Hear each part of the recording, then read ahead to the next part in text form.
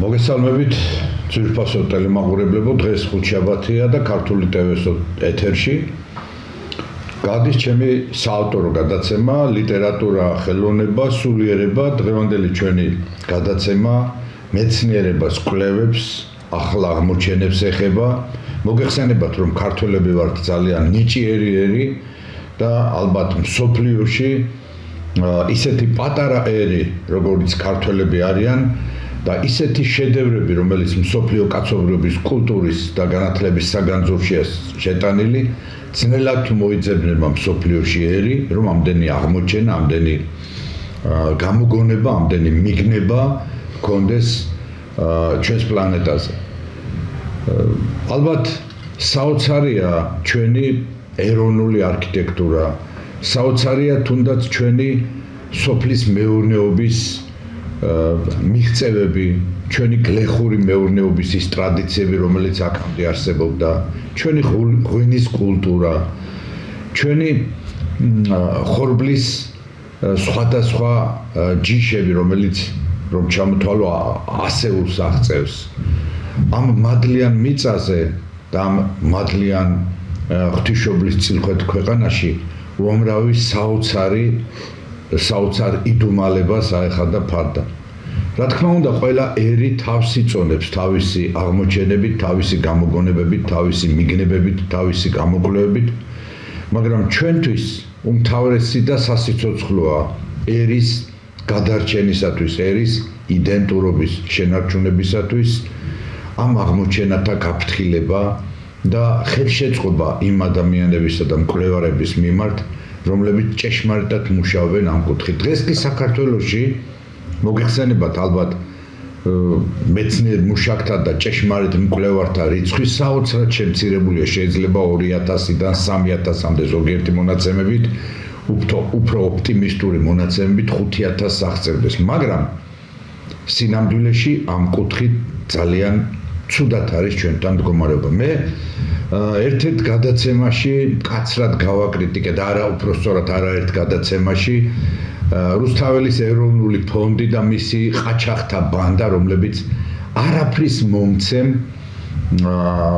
სამეცნიერო, ეგრეთ წოდებულ სამეცნიერო პროექტებს აფინანსებენ, ხოლო ჭეშმარიტ მეცნიერულ მიგნებებს, მეცნიერულ კვლევებს, მეცნიერულ გამოგონებებს ისინი უარს ეუბნებენ. ამიტომაც მიდის ჩვენ საქართველოში ასე უკუღმართად საქმე ამ კუთხით, მეცნიერების კუთხით, გამოგონების კუთხით, მაგრამ აქ კიდევ არის ერთი სადგივარი, რომელიც ერთ-ერთ გადაცემაში ჩვენ ვახსენეთ, რომ იკარგება ან ხდება მოპარვა, მითვისება, მისაკუთრება იმ აღმოჩენებისა, იმ გამოგონებებისა, იმ მიგნებებისა, რომელსაც ჩვენი ქართველი გამოგონებლები და მეცნიერები აწარმოებენ.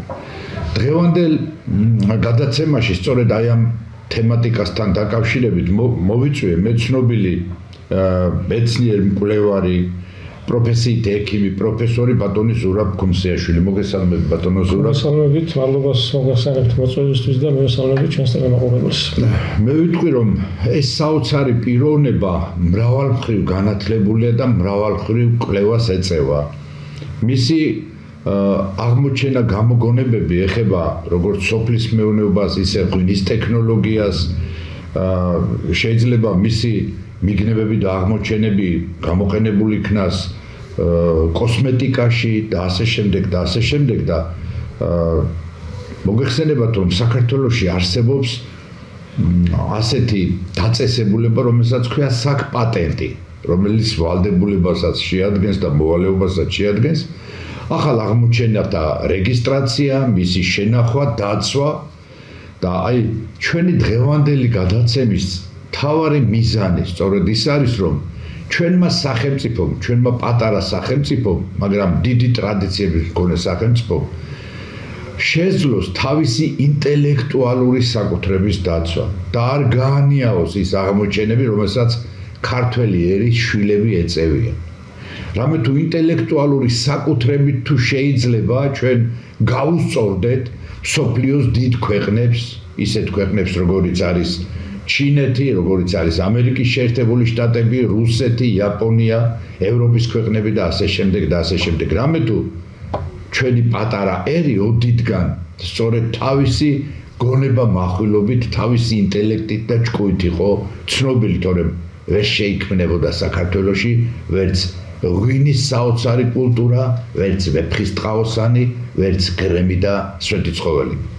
მე ახლა დავდუმდები და სიტყვის ალავერც გადავალ ბატონ ზურაბ კუმსიაშვილთან, პროფესორთან, მეცნიერ მკვლევართან.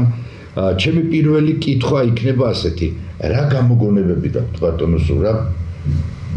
ზოგადად, აი თქვენი გამოგონებები მე კი ვიცი, მაგრამ მე მინდა რომ ჩვენს ტელემაყურებელს, ქართული ტევეს ტელემაყურებელს, აი თქვენი ამ მეცნიერულ კვლევათა და გამოგონებათა ფართო არეალი, ფართო სპექტრი გადაუშალო, იმიტომ რომ მე რო შევხედე, ეს არ არის ერთი კუთხე რაღაცა მოღვაწეობის ადამიანის, ანუ მე შემთხვევით არ ვთქვი რომ მრავალმხრივ და მრავალწახნაგოვანი პიროვნებაა თავისი გამოკვლევებით, თავისი მეცნიერული პოტენციალით თქვენს წინაშე ბატონებო წარმოდგენილი და ამიტომაც აი ამ კითხვას აი ასე ვშლი მე დღეს ამ გადაცემაში. რა გამოგონებები გაქვთ? კი ბატონო, კიდევ ერთხელ მივასალმები ჩვენს ტელემაყურებელს. რაც შეეხება გამოგონებებს, პრაქტიკულად ბავშვობიდან მაქვს გამოგონებების მასში რაციონალიზატორული წინადადებები იყო. არაერთი დიპლომი მაქვს სხვადასხვა, მაგრამ აი ბოლო დროს ძალიან დიდი პრობლემები შეიქმნა ჩემი ურთიერთობისას საკპატენტთან. და მე შემიძლია ახლა ყველაზე არ ვისაუბრებ, ორი განსაკუთრებული ინოვაცია გამოვყო. ერთი ეხება როგორც კოსმეტოლოგიას, როგორც ასევე სოფლის მეურნეობას, ეს არის მიცელარული წყალი, რომელიც შექმნილი არის ყოველგვარი ქიმიური დანამატების გარეშე და ადევანტების და საყონინების გარეშე და არ აღიზიანებს თუ გამოვიყენებთ მას ჩვენ კოსმეტოლოგიაში სახისკანს და ასევე შეიძლება გამოყენებული იქნას სოფლის მეურნეობაში როგორც ბიოსაშუალებად, როგორც ფოთლოვანი კვებისთვის, ასევე ფოთლოვანი და მცენარის დაცვისთვის მწერებისგან. ამას ფართო სპექტრი აქვს. ფართო სპექტრი აქვს. ფართო სპექტრი აქვს და ასევე მედიცინაში ახლა ბატონ თენგიზალიაშვილთან ერთად თანამშრომლობთ ამ საკითხში და კიდევ სხვადასხვა მიმართულებით ვაპირებთ ამის გამოყენებას. ახლა საქმე რაშია? საკპატენტს, როდესაც მიმართე მე ამას დასაპატენტებლად, შემიქმნეს უამრავი პრობლემა. თუმცა ვერ მითხრეს ესეთი რაღაც პირდაპირი უარი, რომ ეს არ არის გამოგონება, ან არ არის დაუშვათ ინოვაცია, აი მე გაჩვენებთ რა მომწერეს, პირდაპირ წამოღებული მაქვს. ეს არის ჩაის თესლის ზეთის მიცელარული წყლის მიღების მეთოდი. ანუ მიცელარული წყლები ყოველთვის მიიღება გარკვეული ქიმიური დანამატების მეშვეობით, იმისთვის რომ წყალი და ზეთი შეერიოს ერთმანეთში, ამას სჭირდება სხვადასხვანაირი ქიმია, რომელიც არ არის ბიო. აქ არის ამის მიღების მეთოდი ყოველგვარი ქიმიური დანამატების გარეშე.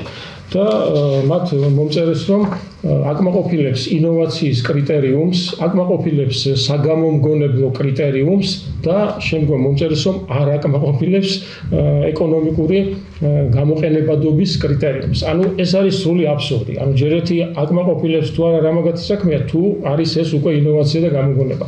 მაგრამ ეკონომიკურ გამოყენებას, რასაც სამრეწველო გამოყენებას შეეხება, ძალიან ფართო სპექტრი აქვს. მთელი კოსმეტოლოგია მიცელარულ წყალს იყენებს. და აი მარტო აქედან შეიძლება მილიონების მიღება საქართველოს ბიუჯეტში. ესო დაპატენტდეს.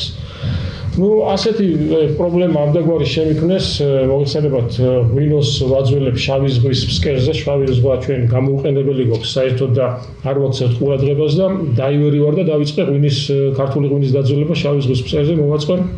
მაგრამ ეს საქმიანობა დავიწყე დაახლოებით 7 წლის წინ, გადავხედებ სოფლიო პრაქტიკას და ნახე რომ რამოდენიმე ქვეყანაში აძველებენ ღვინოს მინის ბოთლებით, ზღვებში და ოკეანეებში, მაგრამ არავინ არ აკეთებს ამას ნატურალურ თიხაში.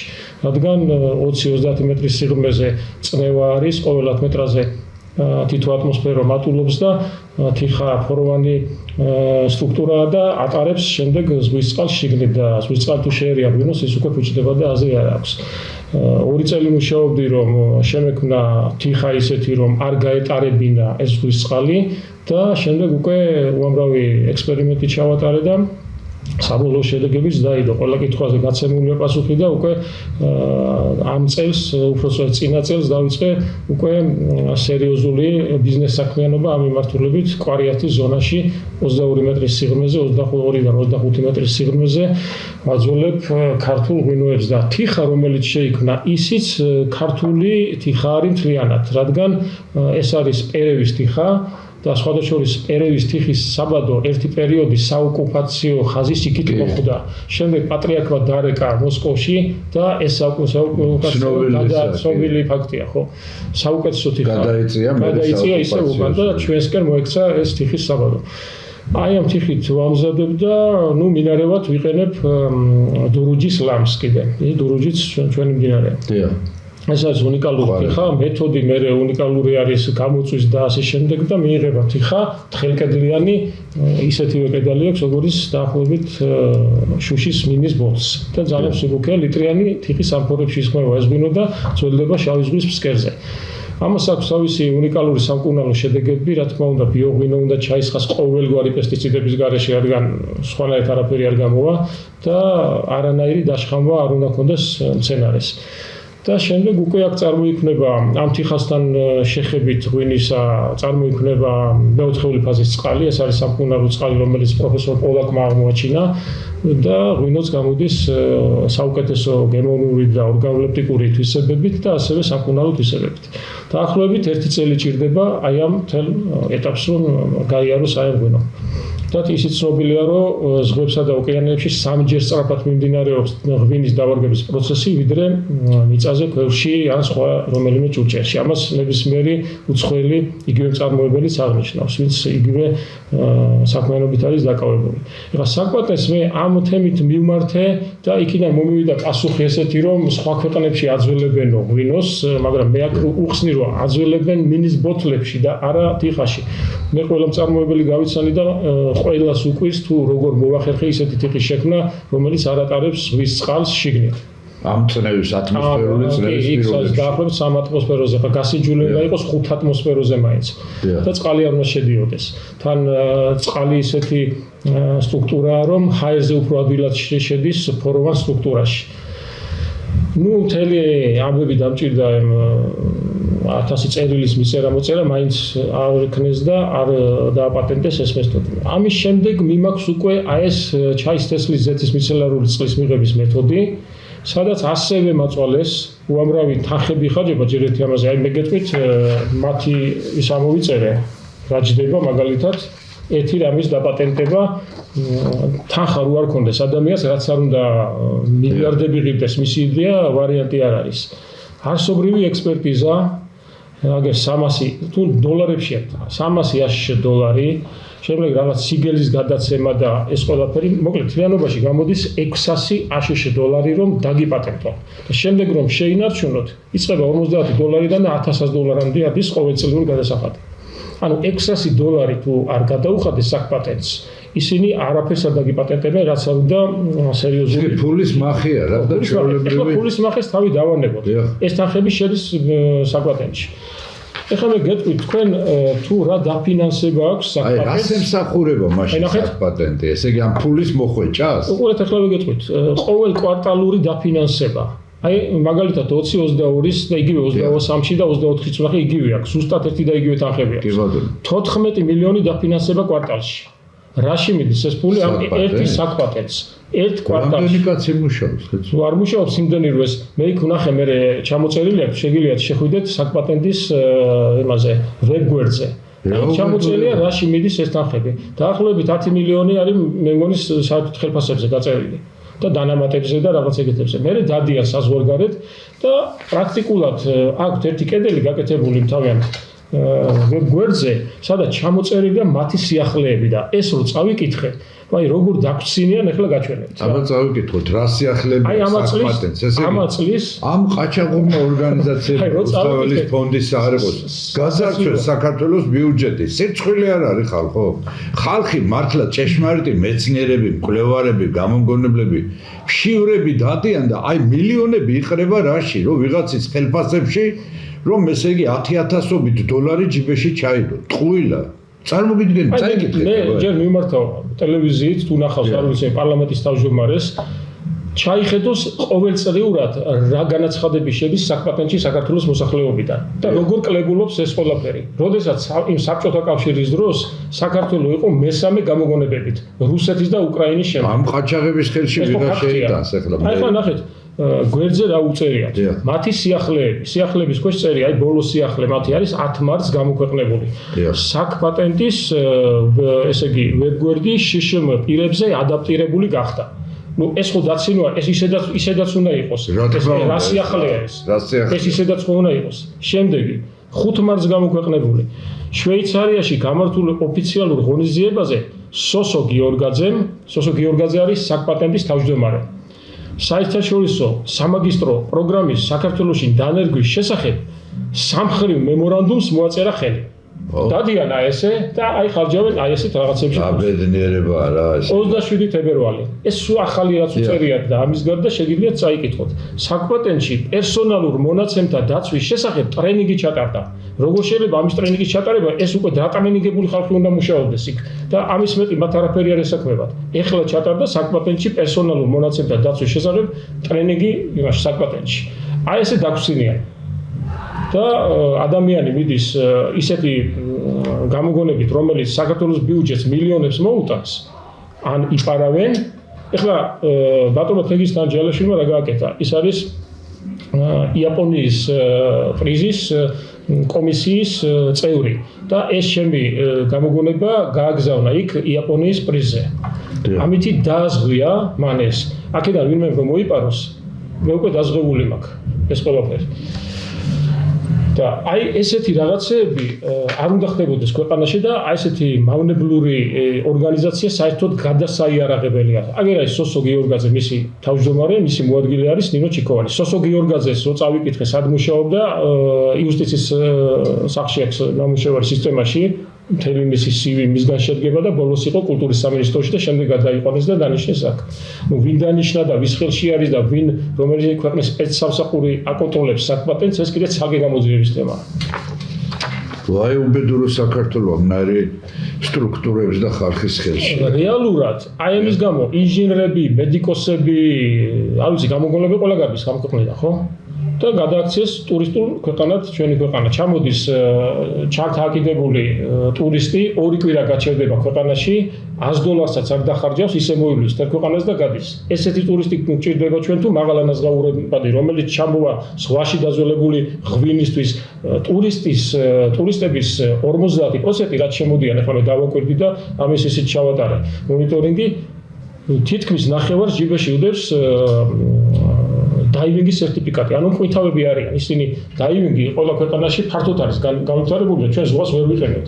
არც ნორმალური დაივინგის სისტემა გვაქვს გაწყობილი, არც წყალქვეშა პარკები გვაქვს მოწყობილი, ამის უნიკალური გეგმები და ასე ვთქვათ, კი, სოციალურ ქსელში ფართოდ არის გავრცელებული. კი, ყველგან, რუსეთშიც იგივე, რუსეთშიც, უკრაინაშიც, ევროპაში, ამერიკაში დაივინგს ყველა მიყვება და ეს ჩვეულებრივი სპორტია, როგორც ფეხბურთი, როგორც წყალბურთი და ასე შემდეგ. ჩვენთან არ არის, იმიტომ რომ ამის ინფრასტრუქტურა არ აქვს. არა და ზღვა გვაქვს ისეთი, სადაც შეიძლება ყოველთვის მოწყობა. არაერთხელ მიმართია მე მთავრობისთვის, ჯერდი წინა მთავრობიდან დავიწყე. ამისი უნიკალური პროექტები მაქვს, წყალქვეშა მარნების მოწყობის, წყალქვეშა პარკების მოწყობის. ჩვენ გვაქვს ისეთი რაღაცები, რაც შეგვიძლია წყალქვეშ ჩავძიროთ. და რაც მიმზიდველი გახდება უცხოელი ტურისტისთვის. ეხლა ჩვენ ვიცით რომ ჩვენ ზღვაში არ არის ის იხტიოფაუნა, რაც არის მაგალითად წითელ ზღვაში ისეთ ზღვებში, სადაც პრაქტიკულად აკვარიუმია და სხვანაირი გამჭვირვალება. მაგრამ ჩვენ შეგვიძლია მოვაწყოთ წყალქვეშა მარანი, ღვინის ქვეყანა ვართ, რომელიც სოფლიოში არ არსებობს და თიხის ჭურჭელში დავარგდება ღვინო. ჩვენ შეგვიძლია ისეთი რაღაცები ჩავძიროთ, რაც საინტერესო იქნება, მაგალითად თერჯოლის გადასახვევისკენ რო გადავუხვევთ, მარჯვენა მხარეს იქ იყო ქარხანა. დიდი ავიაგამანადგურებელი დგას, რომელიც არავის არ ჭირდება და გაძარცულია. ის რო ჩავძიროთ ჩვენ წყალში, იქნება საუკეთესო ადგილი დაივერებისთვის ჩასაყვანად. და ამაში გადაიხდიან მარტო აი ამ სანახავად ფულს. და აი ესეთი რაღაცები, ბევრი რაღაცების გაკეთება შეიძლება, რადგან საერთოდ მთავრობა არ არის მომართული და ამისთვის ცალკე თანხები უნდა გამოიყენოს და არც ისე დიდი თანხები ჯდება სხვათა შორის ბიუჯეტიდან. და ბიუჯეტში გაცილებით მეტი თანხები შემოვა შემდეგ ტურიზმიდანაც და იგივე აი ამ ზღვაში დაძველებული ღვინისგან და მე აღარ ვსაუბრობ უკვე მიცელარულ წყალზე, რომელიც კოსმეტოლოგიაშიც იქნება ფართოდ გამოყენებული, სოფლის მეურნეობაში, მცენარეთა დაცვაშიც და სამკურნალო საშუალებაც იქნება. ბიოსაშუალება ყოფილა. რა თქმა უნდა, ესეთი ბიოსაშუალება არ არსებობს. ბატონო ზურაბ, აი ეს საკ-პატენტი და საერთოდ გამოგონების აი ეს მთელი პროცესი რა კანონებით რეგულირდება, რა კანონებით იმართება? მათი შინა განაწესი აქვს, როგორ ვიცი, ზეპირად ვიცი. ეს არის საშინელება ისო წაიკითხოთ. მათ ყველანაირი ბერკეტი აქვს იმისა, რომ არ უნდოდეთ, რაც არ უნდა კარგი პროექტი მიუტანოთ, გაგიბათილებენ და უარს გეტყვიან. თუ მათი კეთილნებაზეა პრაქტიკულად აწყობილი. თუ მათი კეთილნება იქნება, რაც არ უნდა მიუტანოთ, დაგიმტკიცებენ და თუ მათ არ უნდათ რომ დაამტკიცონ, ან ვიღაცა მათ უკან დგას და მიუთითებს, ისე აქვს დაწყობილი, აი ნებისმიერ შეუძლია მათ საიზე შევიდეს და გადაიკითხოს, აი ეს ფორმულირება, ის წესები, როგორ უნდა განათავსო განაცხადი, როგორ უნდა შეიტანო და ასე შემდეგ. ყველანაირად ბერკეტები არის შექმნილი. და ელემენტარულად გეტყვით, საკ-პატენტთან კომუნიკაციის სისტემა არის მოშლილი. წინა უფროსის დროს ეს იყო. ყველას იმეილები ეწერა იქ, ელექტრონული პოსტები, ტელეფონები. დღეს ვერ დაუკავშირდები, ვერავის ვერ დაელაპარაკე. როგორც რუსთაველის ფონდი. მიწერ მოწერა და მე როგორც რუსთაველის სამეცნიერო ფონდი, იქაც ეგ განათლების სამინისტროს კომუტატორს უკავშირდები, მე ის რუსთაველის ფონდის კომუტატორს მე ეძებ და რა თქმა უნდა იქ უფროსი ხურმის არ იღებს დივანი, რეფერენტი და ასე შემდეგ, მესამე ხარისხოვანი თანამშრომლები, მე ამით მათ შეურაცხყოფას არ ვაყენებ და როგორც წესი პასუხობენ, რომ უფროსი გასული ან შეხვედრაზეა ვერ გიპასუხებს ან მივლინებაშია და ასე შემდეგ. აი მაგალითად, ქართული ოცნება რამდენი წელიც არის დაუშვათ ხელისუფლებაში და მანამდე იყო ნაციონალური მოძრაობა, დავიწყოთ ნაციონალური მოძრაობის პერიოდიდან და გადავხედოთ დღემდე საკ-პატენტში ყოველწლიურად მატულობს თუ იკლებს ქართველ მეცნიერთა განაცხადების შეტანილი დაპატენტებაზე და ნახავთ რომ კატასტროფული ისა გვაქვს სურათი. როდესაც პირიქით უნდა იყოს.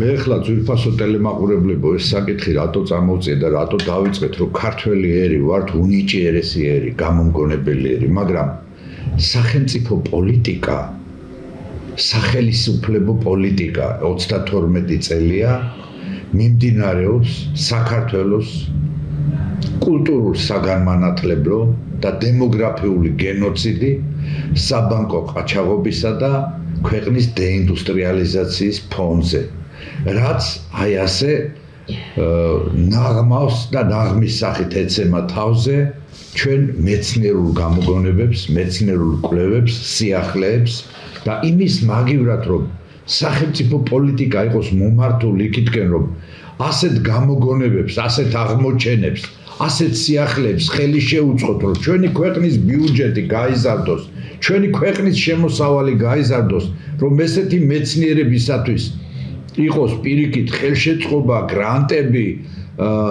და პატენტის მიცემა და ახალი ლაბორატორიების თუ სამეცნიერო დაწესებულებების გახსნა, აი ასეთი ორგანიზაციები, როგორიც არის საკ-პატენტი, როგორიც არის ეგრეთ წოდებული აი წეღან ყაჩაღთა ბანდა უწოდე რუსთაველის სამეცნიერო ფონდი, აი ასეთი ორგანიზაციები და ასეთი ხალხი ხელს უშლის ჩვენი მეცნიერული პოტენციალის განვითარებას, ჩვენი გამომგონებლობითი პოტენციალის განვითარებას, ჩვენი მკვლევარებს ეს საწუხარი გვალაპარაკებს, იმიტომ რომ არაერთხელ შევეჯახეთ ჩვენს აი ამ პრობლემებს.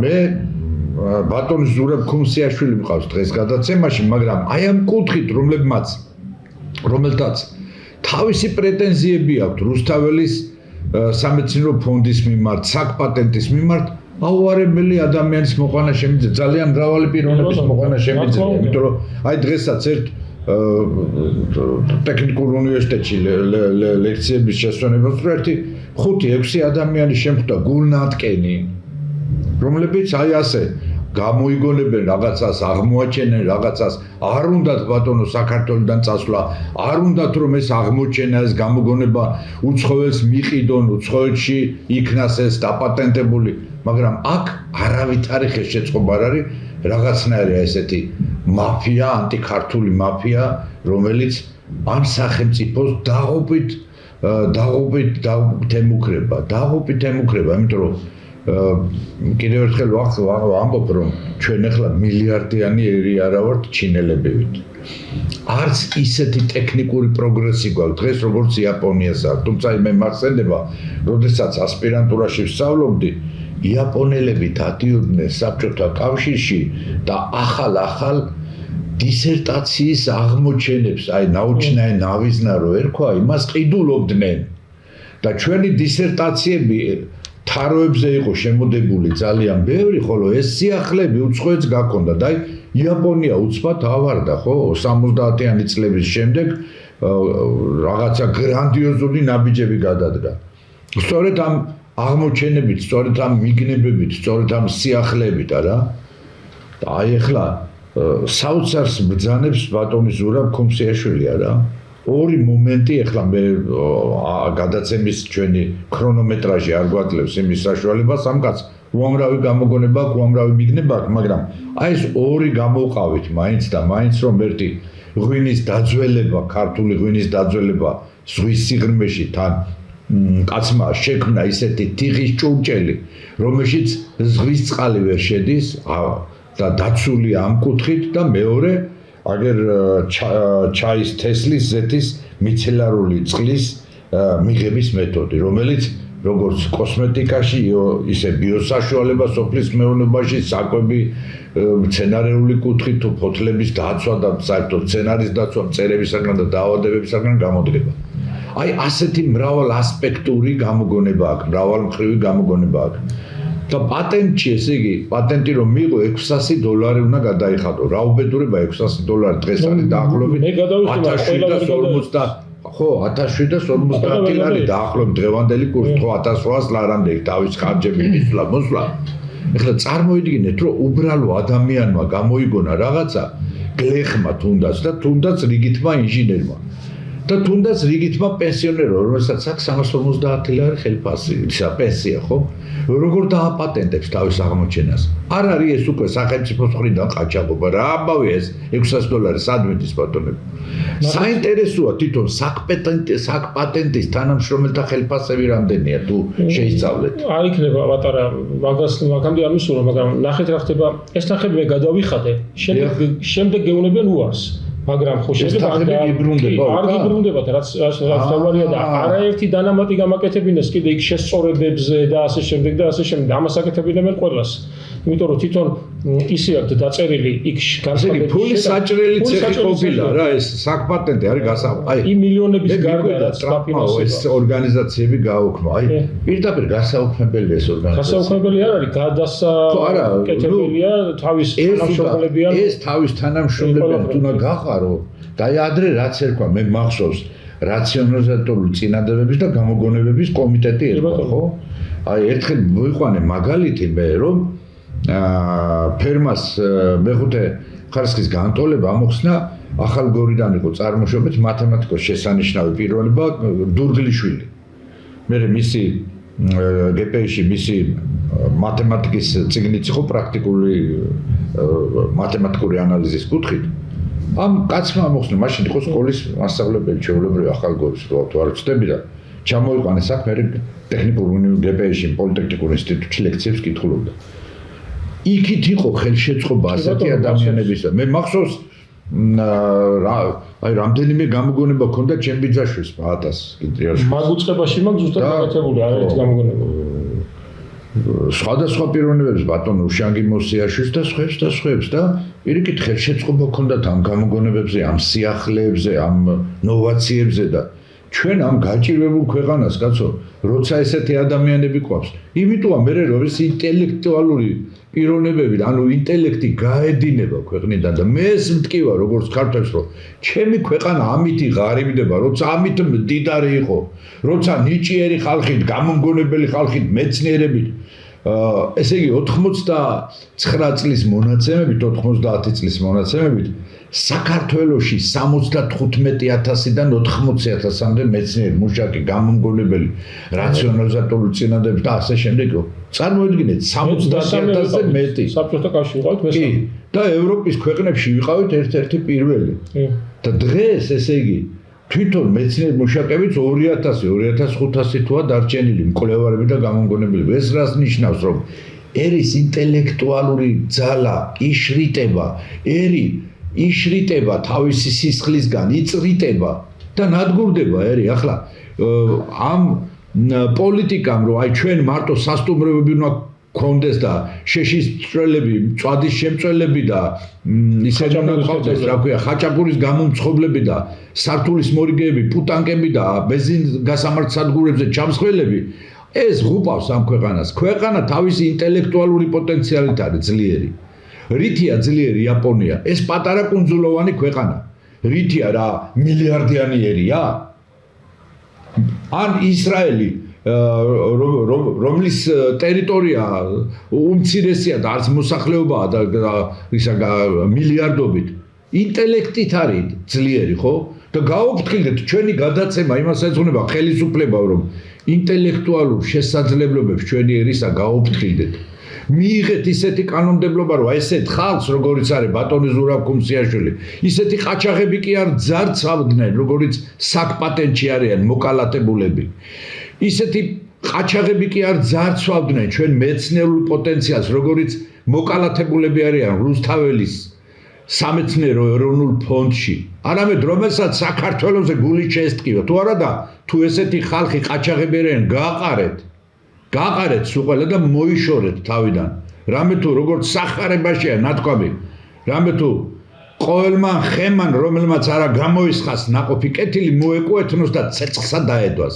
მოიშორეთ ეს ხალხი ერის განვითარებას, ერის წინსვლას უშლის ხელს და შეცვალეთ ეს დრაკონული კანონმდებლობა.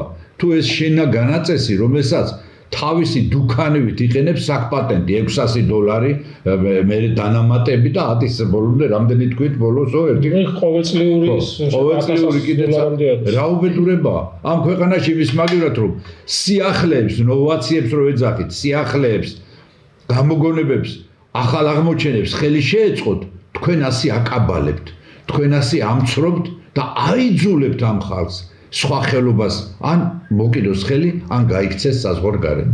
აი ეს არის დიდი სატკივარი ერისა.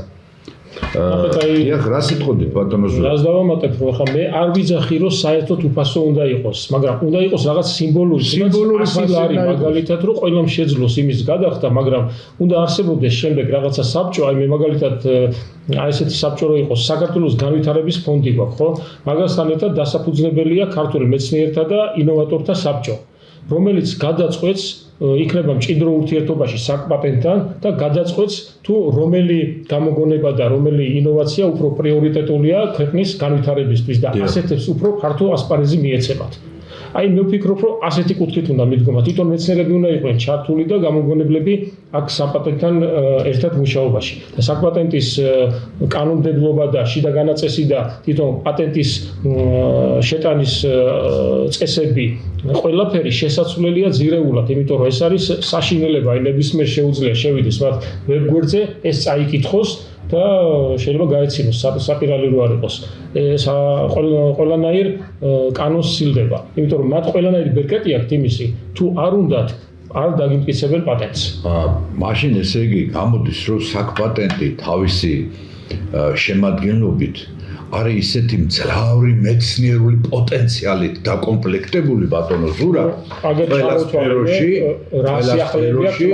დიახ, აი სიახლეები გვიჩვენებს ეს, რომ ისეთი ძლიერი სპეციალისტები არიან და ისეთი შუქურ ვარსკვლავები ჩვენი მეცნიერული პოტენციალისა საკპატენტის ბუნაგში მოკალათებულები, რომლებიც ყველაფერს ფლობენ, კოსმოსში რა ხდება, სოფლის მეურნეობაში რა ხდება, მედიცინაში რა ხდება, მეღვინეობაში რა ხდება და ასე შემდეგ, ასტრონომიაში თუ მათემატიკაში თუ ესე იგი რა ხალხი განაგებს ამას ყველაფერს ჩვენ ინტელექტუალურ პოტენციალს.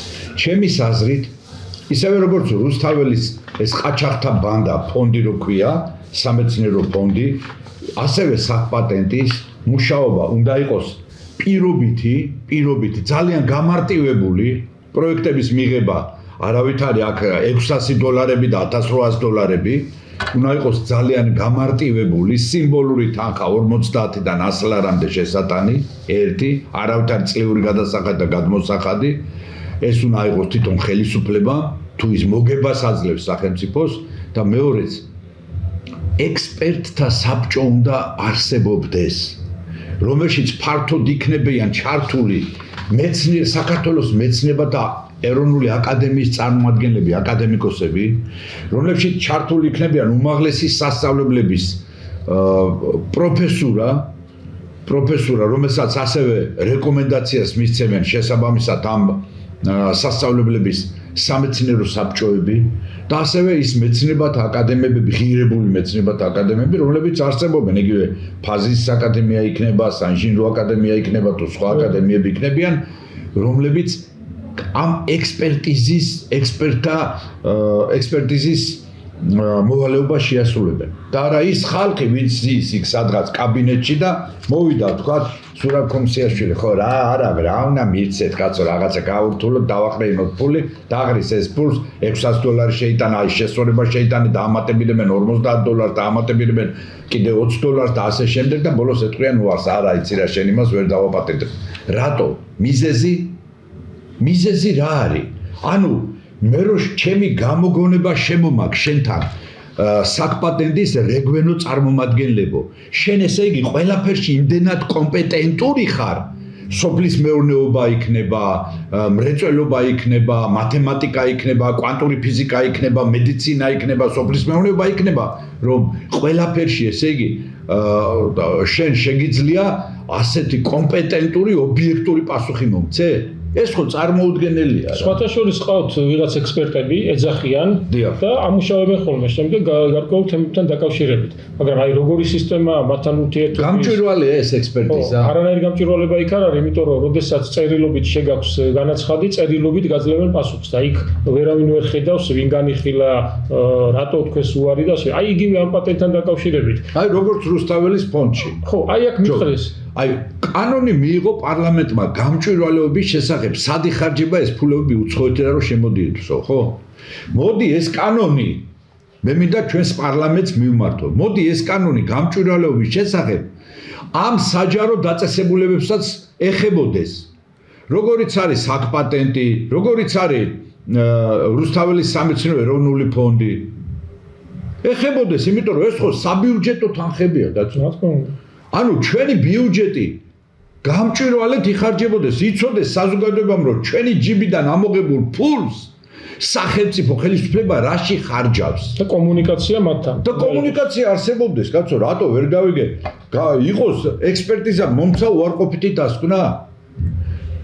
ეს ხო იმას გავს, რომ მე მივდივარ ექიმთან და ვეუბნები, რომ გამსინჯე და ექიმი მეუბნება ცუდა ხო უნდა მითხრას ესე იგი პასუხი არა დიაგნოზი სწორედ უნდა დამისვას და ვინ დასვა ეს დიაგნოზი იმას რატომ ალავ ეს დასამალი არ არის გამჭვირვალეობა ამას რო ვიძახით გამჭვირვალეობა ეხებოდეს ამას არასამთავრობოებსო სამთავრობოებსაც ეხებოდეს გამჭვირვალეობა რუსთაველის ფონდსაც საკპატენტსაც და კიდე სხვა ორგანიზაციებს რომლებიც არის გამჭვირვალე იყოს მათი მუშაობაც რომ ქართველმა მეცნიერმა ქართველმა გამომგონებელმა ქართველმა მკვლევარმა იცოდეს ღირებულ საქმეს აკეთებს თუ არაღირებულს ვიღაცა მურჩიოს თუ არა ხო ხედავთ არა გაედინება ჩვენთან ქვეყნიდან ინტელექტი გაედინება ჩვენგან ტვინები და ყველა ნიჭიერი გარბის უცხოეთში და რჩება საქართველოს ბედკრული საქართველოს ღვთისმშობლის წინყვედრი ქვეყანა აი ესეთ უბედურებაში რომელსაც აღარ ექნება ინტელექტუალური პოტენციალი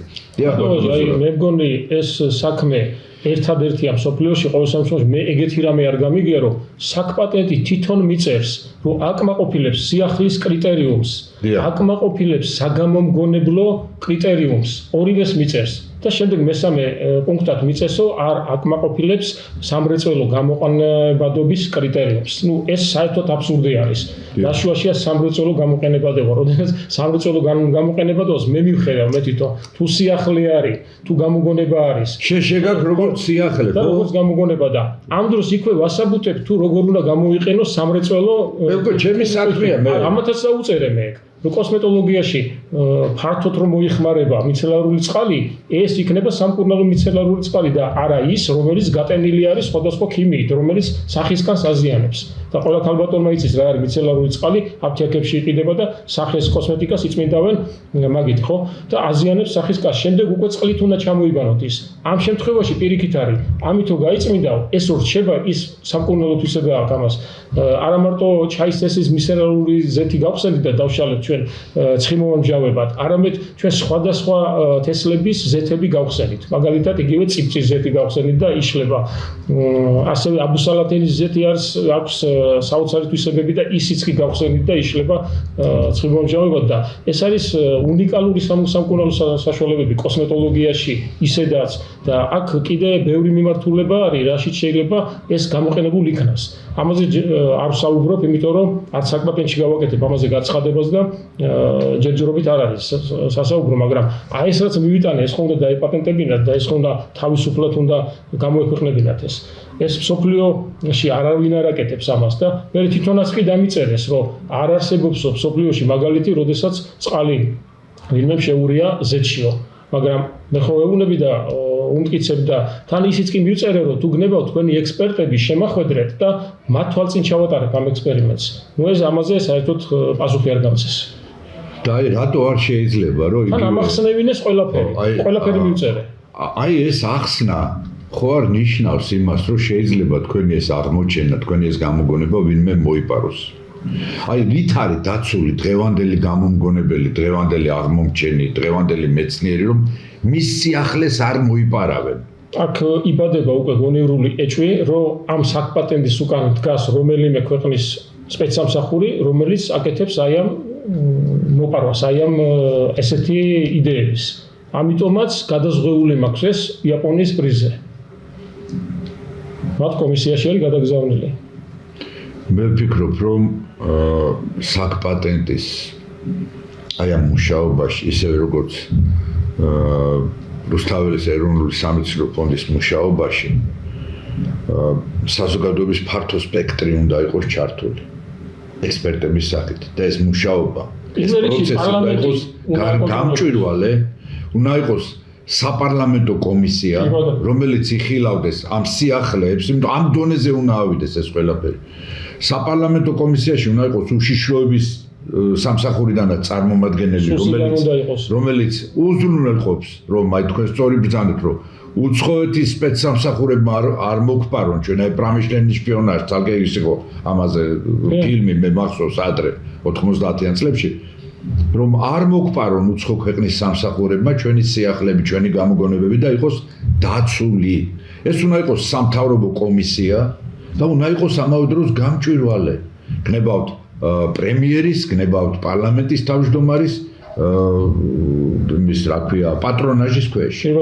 რომ რაღაცა გარკვეულ ჩინოვნიკთა ბუნაკს არ კონდეს ერთპიროვნული უფლება გადაწყვეტილება მიიღოს ჩვენი ამხელა საბიუჯეტო სახსრების ფლანგვისა და იმ ადამიანების მუშაობის შეფერხებისა, რომელსაც მართლაც მილიონების მოტანა შეუძლიათ ჩვენი ქვეყნის ბიუჯეტში. ერთი განსაკუთრებული დეტალი მინდა დავამატო კიდე. ადრე მაგალითად რომ იქონდა გამოგონება, იგივე აი თვერაზეც ისაუბრეთ, საბჭოთა კავშირის დროს ჯერ კიდევ არასრულწლოვანი ვიყავი, როდესაც დამტკიცებული მაქვს გამოგონება წვივის კუნთის სტიმულაციის მეთოდი, სპეციალური ტუბი გავაკეთე, ანუ ფეხსაცმელი ელექტრონული, რომელიც ხეიბარ ადამიანის გადაადგილება ხდებოდა ჩვეულებრივად. ანუ ფეხს არ მიათრევდა, როდესაც ფეხი ჰქონდა გაზიანებული. ანუ სტიმულაცია ხდებოდა ამ ფეხსაცმელში ჩამაგრებული სპეციალური ჩამთვლის საშუალებით.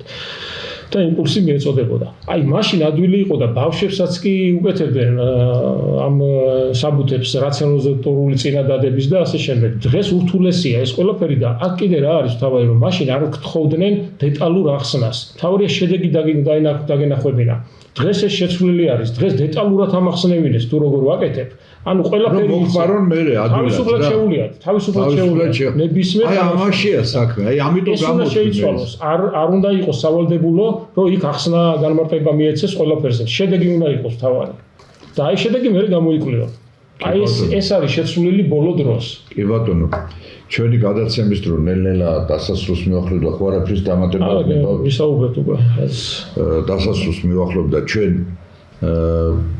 არამტრული კუთხით, არამედ მოყრის კუთხით კეთილრჩევას ვაძლევთ ჩვენს ხელისუფლებას, რომ დაიცავი ჩვენი ეროვნული, ინტელექტუალური საკუთრება, ეს გამოგონებები, ეს აღმოჩენები, ეს კვლევები და ხელი შეუწყე, რომ საქართველოში ისევ მომრავლდნენ მეცნიერები, მკვლევარები, ისევ სიახლეებით აივსოს ჩვენი ქვეყანა, ეროვნული სიახლეებით და არა უცხოურ სიახლეებზე ვიყოთ ჩამოკიდებული, ისე როგორც თურქეთის ბაზარზე, როგორც დუბაის ბაზარზე და ასე შემდეგ, რადგანაც ქართველი ერი, ნიჭიერი ერი ვართ, ხოლო ღვთისმშობლის წილხვედრი ქვეყნის შვილები არ შეიძლება რომ უბრალოდ ასე გვერდზე მოისროლო და გვერდზე გაწიო თავისი სიახლეებით, თავისი კვლევებით, თავისი აღმოჩენებით. სწორედ ამით ცოცხლობდა და იცოცხლებს მომავალშიც საქართველო. მე მომავალ ხუთშაბათამდე გემშვიდობებით, ნახვამდის კარგად გრძანდებოდეთ ჩემო ქართველებო. კარგად გრძანდებოდეთ, მადლობა.